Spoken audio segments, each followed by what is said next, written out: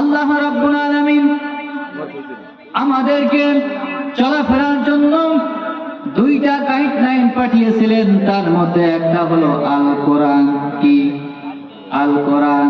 আর একটা হলো রাসূল কারীম সাল্লাল্লাহু আলাইহি সাল্লামের সুন্নাত।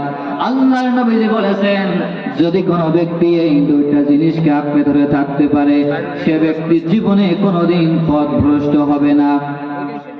এমনি ভাবে আল্লাহ পাক কুরআনুল কারীমকে আমাদের জন্য গাইডলাইন দাতা বানিয়েছেন। সমুদ্রের মধ্যে চলতে গিয়ে মানুষেরা যাতে করে পথ ভুলে না যায়, সেজন্য আল্লাহ পাক আকাশের মধ্যে অনেক তারকা সৃষ্টি করে রেখেছেন। মরুভূমির মধ্যে মানুষেরা চলতে গিয়ে যাতে করে পথ ভুলে না যায়, সেজন্য আল্লাহ পাক মরুভূমির মধ্যে অনেক নিশানা তৈরি করে রেখেছেন। পাহাড়ের মধ্যে মানুষেরা চলতে গিয়ে যাতে করে পথ পানির অভাবে মরে না যায়, পানির অভাবে যেন কোনো মানুষ মরে না যায়, সেজন্য আল্লাহ পাক পাহাড়ের মধ্যে পানির ঝর্ণা সৃষ্টি করে রেখেছেন। তেমনি ভাবে মানুষ যেন আঁকা বাঁকা পথে না চলে যায়, পথের দিশা যেন হারিয়ে না ফেলে, সেজন্যই আল্লাহ পাক দিয়েছেন কোরআন। قد جاءكم من الله نور وكتاب مبين। আল্লাহ পাক বলেন, মানুষ যেন পথ ভুলে না যায়, পথের দিশা যেন হারিয়ে না ফেলে, সেজন্যই আমি মানুষের কাছে গাইডলাইন দাতা হিসেবে কুরআনুল কারীমকে মানুষের মাঝে নাজিল করে দিয়েছেন। বলেন সুবহানাল্লাহ। সম্মানিত হাজিরিন, আমরা জানো এই কুরআনুল কারীমকে আল্লাহ পাক সৃষ্টি করেছেন মানুষের হেদায়েতের জন্য, মানুষ যত আঁকা বাঁকা পথে না চলে যায়, সেজন্যই আল্লাহ পাক কুরআনুল কারীমকে গাইডলাইন দাতা হিসেবে বানিয়েছেন।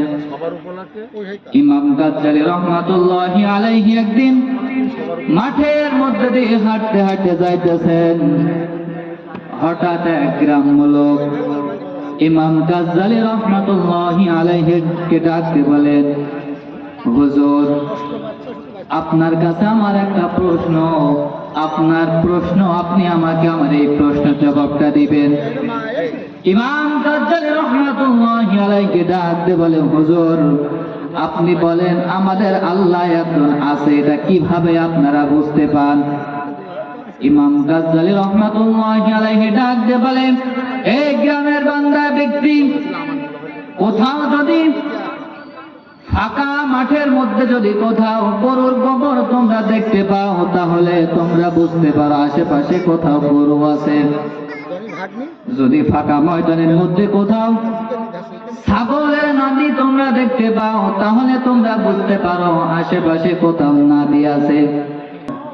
ইমাম গাজ্জালী রাহমাতুল্লাহি আলাইহি ডাক দিয়ে বলে, ব্যক্তি, যদি কোথাও তোমরা ছাগলের নাদি দেখতে পাও, তাহলে বুঝতে পারো আশেপাশে কোথাও ছাগল আছে। অনুরূপ ভাবে যদি তোমরা কোথাও